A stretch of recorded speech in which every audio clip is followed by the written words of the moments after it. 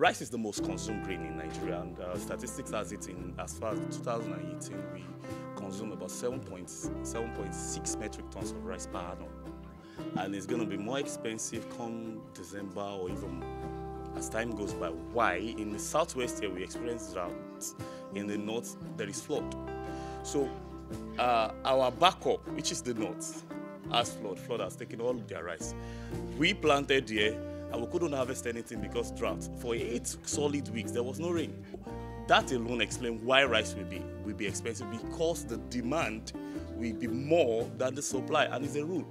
For many Nigerians, farming is not quite lucrative because of the perceived stress it involves and the unwillingness of people to go into this business. But this cannot be said by rice farmers and those actively involved in the business of rice processing and production. Legit TV recently visited farms in Ogun State under the Value Chain Development Project of the federal government to check out some farms to find out how this processing takes place and to ask why it is getting more expensive by the day. We saw the workers, old and young, and other stages of rice production. Our team also met with a young man in his 40s, whom we learned has been in the business of rice farming for over 6 years. He shared some insights with us. Actually born into rice processing and production, and but personally I can say that I've started for about 6 years now. 6 years. How did you start and how did you arrive at this business? Well, actually my dad has been into processing, like I said. That's why I said I was born into it, and after his demise, before his demise I've been actually with him, but after his demise I picked it up as a business, to at least live on, to continue with the legacy he left. So that's how I started, and we built this, and from there we started processing. So when he probably before or at his demise, what did you have here? And afterwards, 6 years, what do you now have? Yeah, at his demise, all we have is this building and that place. So, but after his demise, we built this, and What's about the rice production? What are the processes that you go through before we can eat the rice?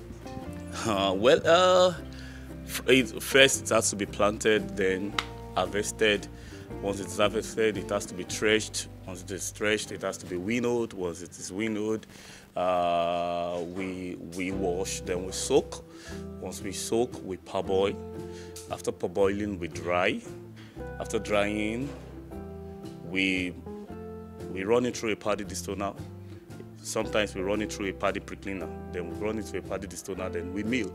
After milling, with the stone. After the stone, we can run it through a color sorter, then distone. And we can also distone before color sorting, either way. So then we do a color sorting, then we bag, and then the rice is good for consumption. Excellent quality. On the average, how frequently do you get orders for rice? Oh my God, order won't kill me, die. Let me use that word. You know, rice is the most consumed grain in Nigeria, and statistics has it in as far as 2018, we consume about 7.6 metric tons of rice per annum. And out of the 7.6 metric tons of rice consumed per annum, about 5.3 of it is being produced locally in Nigeria. And you know, like I said, rice is the most consumed grain, so there is a large market for it already. This year alone, between last year and this year, a lot of people have gone into rice and have shot up the figure by almost 50% of the figures I just quoted. This is figures quoted by United Nations Agricultural Department. So, it is, the figure has shooted by almost 50%. So that's to tell you that there is a wide market in rice. Market is not really the problem, though. No business say no to more customers, but there is enough for that to sustain. So people are saying also that rice is very expensive. Okay, not even people are saying rice is quite expensive right now, and farmers are saying that rice will even be more expensive.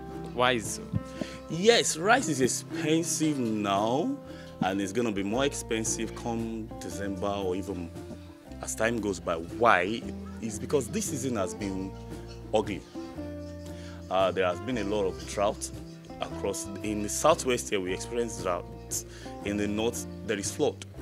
So our backup, which is the north, has flood. Flood has taken all their rice. We planted here, and we couldn't harvest anything because drought. For 8 solid weeks, there was no rain. And rice needs rain, so a lot. So imagine, I have a friend of mine that did about 127 hectares of land and couldn't harvest more than 2 tons. What ordinarily should have harvested over 150 tons of rice.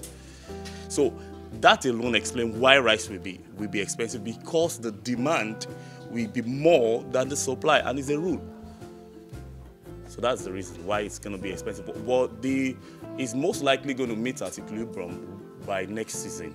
Hopefully, when the rain comes better, then everything go back and normalize. How easy is it for you to run this business?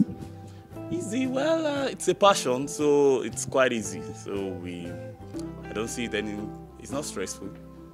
Just come in, dash in, give instructions, ensure they are followed up, then I move. Okay, the government is also encouraging a lot of people to go into farming, especially rice farming. It's okay? Yeah, they are. They are doing their best. What do you think about that? I mean, do you think it is something people should go into? Yes, I keep on saying the rice business is a good business, but as it is, one needs to be careful too. You know, they said experience is the best teacher. So if you are going into the rice business, don't go into rice business on paper and say, I gathered this information from Google, it doesn't really work that way. I study agricultural economics and farm management. I discovered that most of the things we were taught on paper were not actually what they were when I came to the practical field. So if you go by what you're seeing on the net, you go by what you are being taught, you may miss it and you may fail woefully. So you may get one expert and probably learn from the experience. The people said it is wiser to learn from people's experience than learning from one's experience. Once you learn from your experience, that means you've made a mistake and you are regretting. But when you learn from people's experience, you avoid their mistakes and you fly out. Let's talk about the types of rice that you have or that you mill here. What kind of types of rice are you? Actually, we mill all kind of rice. We process all kind of rice, ranges from farro to Nerica to any kind of rice they bring. So we don't have a specification like, okay, this is what we can only do, we can't do this, we can do that. So it's really that we know how to process any kind of rice. Okay, talking about any kind of rice, let's bring it home a little bit. This is Ogun State and it is quite known for Ofada rice. How does Ofada rice do in the market? Wow, Ofada rice is excellent. Yeah, it's the most consumed, most popular local rice in Nigeria. And the record has it that it's the 3rd most nutritional rice in the world. It's on Google, you can actually check. And that alone, it's enough market for it. So it thrives a lot, people buy it a lot. It's expensive than normal rice. That's the question, why is it more expensive than the normal rice? Even currently, I will still go back to that. Currently, it's not as if it's expensive than normal rice because I add, from what we read on the papers and some other things, that a bag of rice goes for around 4,000 naira now. So Ofada is 33,000 naira per bag of 50 kg. It's almost the same thing. But when rice comes down, it's possible that Ofada is expensive and the reason is because while other rice produce a large tonnage, Ofada don't. The max you can get for Ofada on upland is probably 2.5 tons per hectare or 3 tons per hectare max. In fact, that is an excellent result. While other varieties like Faro 44, Nerica can give you up to 4 tons, 6 tons, 7 tons, depending on how it is. And remember, you are using the same cost of production. So definitely, Ofada will be higher. Are you getting the economics? Okay, so that's the reason. During this visit, our correspondent also had the first-hand feel of what the semi-processed rice looks like, as well as the storage facilities for the grains. And even though it looks quite lucrative, Mr. Ayo explains further that rice processing is not without its challenges. Okay, so this business though, you said it's not that difficult for you to handle this business on a daily basis, do you get some kind of support, maybe support from government or individuals, organizations? Do you get any kind of support? Well,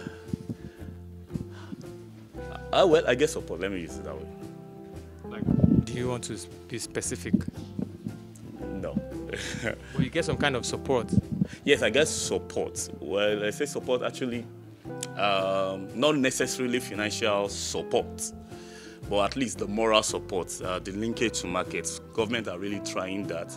At one time, the commissioner came here, and it links us to the farmers' marts to be supplying our products. So that's a way of supporting. So are you getting what I'm trying to say? So it may not necessarily be in terms of fund, but well, there is support. And support is not defined with finance. But to be clear, you don't get financial support from anywhere. Excellent. That's what I'm trying to say. Okay, so what are the limitations in this kind of market? What are the limitations that you have in getting this job done? I mean, you've made it look like it's all cool. For me, if I want to come into this business, it looks like there's no problem whatsoever coming to Rival. What are the limitations? Well, there are a lot of limitations. The first limitation is technical knowledge. You can't just come in and say, okay, fine, because people say processing is good, you do it this way, and you come in. You may not be able to strive because, everything that has to do with the taste, the sweetness, and the neatness of rice boils down to processing. And there are some key pointers in processing, key sessions in processing that if you don't get it right, it will affect the color, it will affect the taste, it will affect the texture, it will affect the longevity, the shelf life. Let me use the shelf life of the rice. So all these things is what you must know before going into it. That's number one. Two, finance. We cannot overflog the matter. Finance. As I am now, I still need money. So if you come with 20 million now, or even 50, 100, I'll take it and I will use it for rice business. And the next time you come here, you'll be surprised. How many staff do you have, and what's the range of the salary like? That's a big question too. Well, for now, I have what I call casual staff, and I have part-time staff. Okay, I have permanent staff and casual staff. Let me use it that way. Contract staff, that's what I used to call them. In total, contract and permanent or casual is about 18. And their salary ranges differently, but it ranges from 20 to 30 per month. Okay, let me ask you a definite question again. 6 years ago, right, you started personally or individually, and 6 years after, you are here with this building, this and the other stuff inside. What do you think the business, how do I put it now? What's this growth? What is it worth? What's the worth of this period in 6 years? What's the worth of this? Wow, that's a lot to answer, and I'll prefer, to the glory of God, we are growing. And we have not had a better yesterday. We have not had a better years. I will only talk about this year alone. This year alone, we did an upgrade of 9.5 million naira. And again, we just did another 5.6 million naira, aside the 9.5 million naira. So I will only talk about that. That's to tell you we've expanded. So you can probably formulate figures offhand. So because I don't want to go because so this is that huge, and you get what I'm trying to say. So I'm trying to play safe too. So from there you can have an idea of what the factory was before, what is what's in now, and my projection in the next few years, you may not mean success. It's not our permanent site. We have a permanent site that we are looking to build a very big and gigantic rice mill. Our aim is to be the best rice mill in Nigeria. And we are not limiting to Nigeria. We want to be able to export rice, and our rice should compete with all the rice anywhere in the world. That's where we are going, and we are not there yet. So we are going gradually. We believe God. With God on our side, we will get there. What do you think you've achieved by working in this rice or having this rice? What do you think you have been able to achieve personally? Well, that's a bit difficult question. Achievement is measured in phases, but In a large extent, I believe that God has really helped us. Have imparted a lot of life. There is a CSR we give to the community, and it's part of our achievement. We give the community water. Well, our bowl is still okay, but it's a bit faulty now. So there are people in the community who pay their school fees. It's part of our achievement. Quite a lot of things. The staffs we employ, we are taking them off the labor markets. We are helping lives. We are actually helping them to fulfill their dreams and goals. So it's an achievement to me. That's why I said achievement is measured in parameters and phases. So, okay. Did the COVID-19 pandemic affect your business in any way? Yes, it does. The good, the bad, the ugly. We have it. I told someone, I said, this is the year I lost so much, and this is the year I made so much. It looks somehow cool. This is the year I lost the largest sum of money. When it comes to business, I've never lost that kind of money before. And same, this is the year I made so much profit. So that's why I said the good, the bad, and the ugly. So one elderly woman working here too. How is she working here, an elderly woman? Well, she actually worked with my dad, and after my dad's demise, I couldn't but take her in to continue her job. And she earns salary here every month? To be honest, she doesn't. And even while working with my dad too, she doesn't, but she lives here.